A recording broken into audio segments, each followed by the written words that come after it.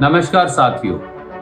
6 जून 2024 हमने 7 बिंदु उठाए जिससे ये साबित होता था कि नीट एग्जाम में भारी गड़बड़ झाला है, विवाद है, शंकाएं हैं। एक्सपर्ट्स ने कहा, शिक्षाविदों ने कहा, विपक्ष ने कहा, पूरे देश ने कहा, पर नीट एग्जाम की गड़बड़ झाले को लेकर ना नेशनल टेस्टिंग एजेंसी एनटीए और ना मोदी सरकार के शिक्षा विभाग के कान पर जूं तक रेंगी।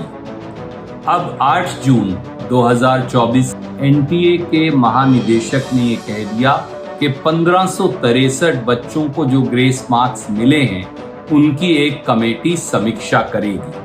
लीपापोती का ये खेल नीट एग्जाम को लेकर कब तक चलेगा? कब तक एनटीए और मोदी सरकार जवाब नहीं देगी? कब तक अनियमितताओं की जांच नहीं होगी? कब तक पूरे तथ्य 24 लाख बच्चों और उनके माता पिता और शिक्षाविदों के सामने नहीं रखे जाएंगे? सवाल सीधा ये है। कुछ सीधे सवाल बनते हैं जिसका जवाब आज भी एनटीए और शिक्षा मंत्रालय नहीं दे रहा। पहला सवाल, 67 नीट टॉपर कैसे हो गए? यानी 720 में से 720 नंबर उनके कैसे आए? पिछले सालों में कितने टॉपर थे ये देखिए। 2019 में एक टॉपर था, 2020 में एक टॉपर, 2021 में 3 टॉपर, 2022 में एक टॉपर, 2023 में 2 टॉपर और 2024 में 67 टॉपर। ये अपने आप में असंभव भी है और अचंभा भी। इसका जवाब मोदी सरकार और एनटीए क्यों नहीं दे रहे? दूसरी बात, एनटीए की वरिष्ठ निदेशक डॉक्टर साधना पराशर ने स्वीकारा कि 2 तरह के ग्रेस मार्क्स दिए गए। नंबर 1, 13,373 बच्चों ने फिजिक्स में एटम के एग्जाम के ऑप्शन 1 और ऑप्शन 2 को लेकर सवाल उठाया और दोनों जवाब सही बताए। अब ये कह रहे हैं कि दोनों ही सही थे इसलिए दोनों के ग्रेस मार्क्स दिए।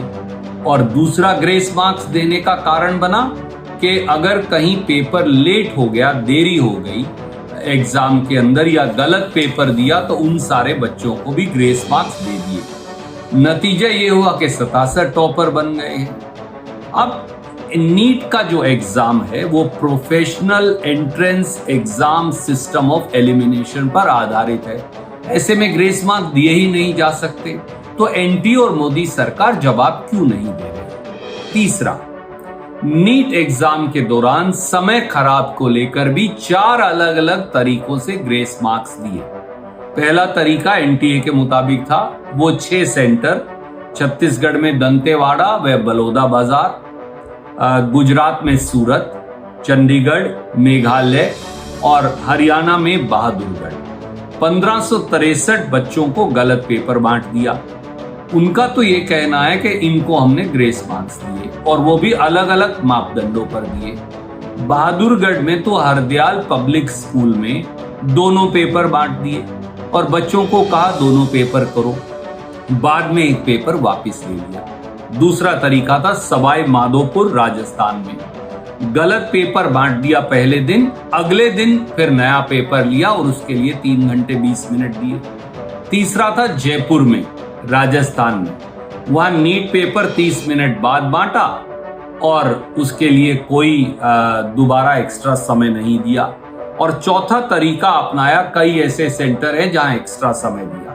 अब इन चारों उदाहरणों से एक बात साफ है कि अनेकों अलग अलग सेंटर में अलग अलग समय दिया, अलग अलग पेपर लिया। कुछ पेपर अगले दिन लिए गए, कुछ पेपर उसी दिन लिए गए, कुछ में अतिरिक्त समय दिया, कुछ में कुछ समय दिया, कुछ में कुछ समय दिया। अब जब इतनी भारी अनियमितताएं हैं तो इस पूरे नीट एग्जाम को वैध ठहराने पर क्यों उतारू है मोदी सरकार? और 24 लाख बच्चों के भविष्य का क्या होगा? चौथा, अब तक 600 नंबर अगर आते तो सरकारी मेडिकल कॉलेज में नीट एग्जाम के आधार पर दाखिला हो जाता था। अब ये बढ़कर 660 हो गए हैं। तो गरीब बच्चे जो नीट एग्जाम देते हैं वो कहां जाएं? नेक्स्ट, 5वां, रिजल्ट आना था 14 जून 2024 को। 4 जून को पार्लियामेंट का रिजल्ट आना था, क्योंकि इतनी भारी गड़बड़ झाला था तो रिजल्ट भी 4 जून को निकाल दिया गया। तो क्या ये इसलिए निकाला गया कि इन सब पर पर्दा डाला जा सके? लीपा पोती का ये खेल कैसे चलेगा? और आखिरी जो महत्वपूर्ण बात है, कई बच्चों ने खुदकुशी कर ली नीट के रिजल्ट आने के बाद। हमने देखा कि दौसा के एक बच्चे ने की, रीवा की एक बिटिया ने की, मध्य प्रदेश के। कैसे चलेगा ये? 24 लाख युवा नीट एग्जाम को लेकर मोदी सरकार से न्याय चाहते हैं, लीपा पोती का खेल नहीं।